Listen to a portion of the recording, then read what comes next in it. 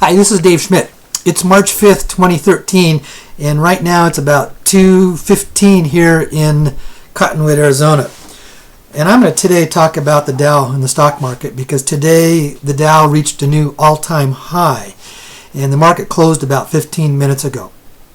For close to 15 years, I've been a market trader, part-time, off and on, so I've been able to gain a really good understanding of how the market works. And I would just like to make a couple comments on that. First of all, is there money to be made in the stock market? Yes, there is, because the market has more than doubled since its low back in 2009 after the 2008 crash. But is it a stable market? No, it's not. This market has changed so much in the last 5 to 7 years. This is no longer your father's stock market as what you used to think it would be. Why is it? Because it's how the trading is done that has changed dramatically. In 1929, when we had a stock market crash, only 2% of Americans had money in the stock market. Today, almost 50 to 60% of the people in America have money in the stock market because it's in their 401k retirement accounts. But about 15 years ago, only about 3 to 5% of the daily trading volume was done on what was called day trading. It was traders that would go in and out. It was just there to trade the market.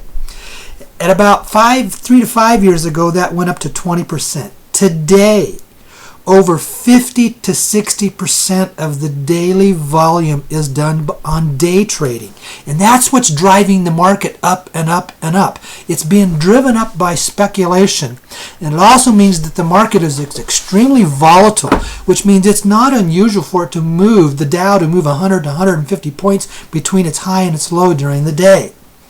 There's money to be made in a volatile market. There's money to be made in a rising market, but it is not a stable market. And that is the thing. So that if you basically are looking at something to do that, I would just take that into consideration. Because the market today is being manipulated by the day trading speculators more than ever before. And when did that shift happen? It happened after the 2008 crash. It took place because it used to be that the banks never released their professional people to do day trading. Well, when the banks began to falter, they released those folks. Because here's an interesting thing. Remember at the 2008 crash and all these banks were about ready to fail and they were ready to fall under and some of them were too big to fail and they had to be bailed out by the government? What was ironic was that within 6 to 8 months they were back to making record profits again. How in the world did they make record profits in 6 to 8 months when they were on the verge of foreclosure and they weren't making loans, which is their traditional way of making money? Is because they released their professional staff to day trade the market using their money. That is what has changed. So this market is no longer what I would call an investor's market. It's now a trader's market. And there's a big difference between the two. An investor puts the money in, keeps it in there, it's buy and hold, and you leave it in there for years and years. Traders are in and out within a day, within hours, sometimes in minutes, and they are scalping the intraday movements within the market. Because there is more and more money that has to be invested, that the institutional investors have to put in, that's what's driving the market up. The market is not up based on its fundamentals. It's up because of the fact that it's been a shift from an investor's market to a trader's market.